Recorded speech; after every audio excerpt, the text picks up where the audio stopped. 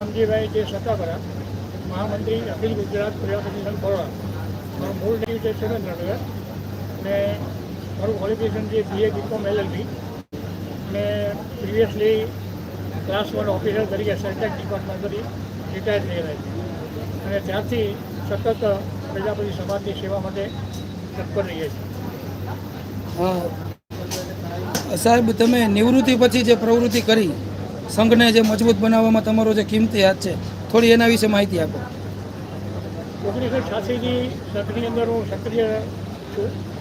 પહેલાં શરૂઆતના 15 વર્ષ સુધી સુરેન્દ્રનગર જિલ્લાના પ્રમુખ તરીકે મેં કામગીરી કરેલી અને એ દરમિયાન સુરેન્દ્રનગર જિલ્લાની તમામ અમારી જે જ્ઞાતિ મંડળો છે એની મેં ત્યાં સમિતિઓ બનાવી અને શરૂઆતની અંદર પહેલું જે સમિતિઓ નિમવામાં આવી એ સુરેન્દ્રનગર પહેલી હતી. ત્યાર પછી બનાસકાંઠામાં થયેલી હતી. દરેક જિલ્લાની અંદર અલગ અલગ સમિતિઓ નિમેલી છે. એમાં સુરેન્દ્રનગર ફર્સ્ટ નંબર હતો અત્યારે.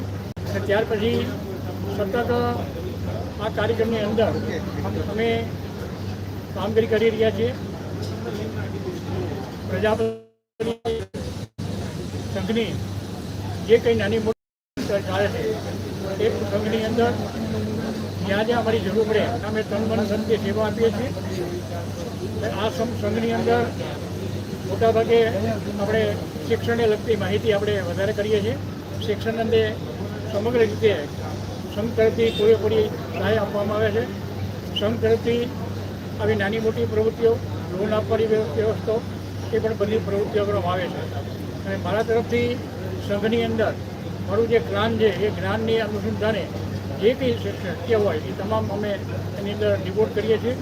સંઘ આજે ખૂબ જ 36 વર્ષની પૂર્ણ થયા પછી સંઘ આજે સમગ્ર ગુજરાતની અંદર એક મોટો ખોલો ફાલેલો એક આપણો વંશરૂપ બની રહ્યો છે. ત્યારે આ સંઘ ઉગ્રોત્તર પ્રવૃત્તિઓ કરીને થોડા સમયની અંદર જ આપણે પ્રજાપતિ શિક્ષણ અભિયાન નામનો કાર્યક્રમ આપણે કરવા જઈ રહ્યા છીએ. હમણાં 6/4/2023ના રોજ માનનીય દલસુખભાઈના જન્મદિવસ પ્રસંગે પણ સમગ્ર ગુજરાતની અંદર શિક્ષણ અભિયાન અને રેલીનું આયોજન કરવામાં આવેલું હતું. એ રીતે પણ હવે પછી જ્યારે શિક્ષણ અભિયાનનો જે વિશેષ કાર્યક્રમ છે એ થોડા ટાઈમમાં આપણે કરવા જઈ રહ્યા છીએ.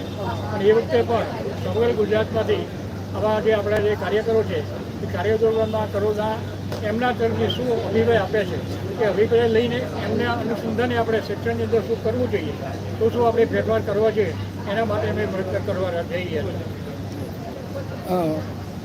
કાકા, આજનો જે યુવા મેળો અત્યારે જે આ બિઝનેસ એક્સપો જે પ્રજાપતિનો યોજાનો એના વિશે શું કહેશો?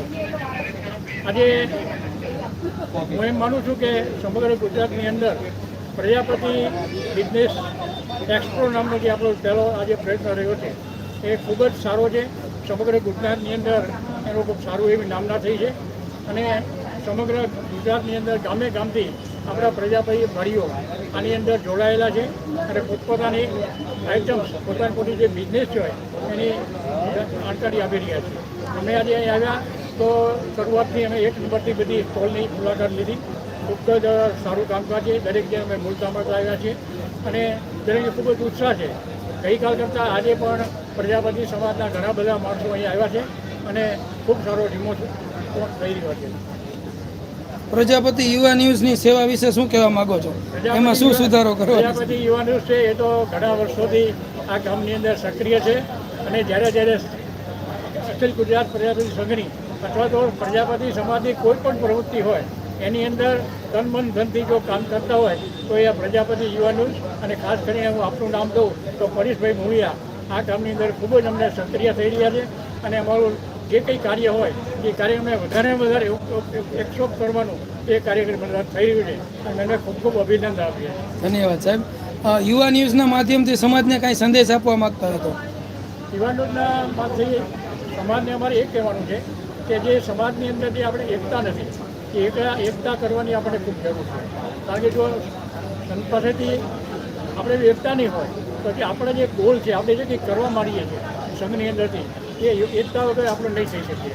એટલે મારી એક વિનંતી છે કે યુવા તરફથી પણ સમગ્ર ગુજરાતના જે જુદા જુદા ગોળના પ્રજાપતિઓ છે એ તમામ ગોળના પ્રજાપતિઓ એક થાય અને સાથે સાથે આપણું લક્ષ્ય છે કે સંઘ ખૂબ આગળ વધે, સંઘ આપણા પ્રજાપતિ સમાજને રાજકીય રીતે લાભ મળે એ બધું કરવા માટે થઈને આપ સૌને અમે વિનંતી કરીએ કે તમારા થકી, તમારા સૌથી થકી આ બાબતમાં વધારે ધ્યાન આપશો એવી અમારી વિનંતી.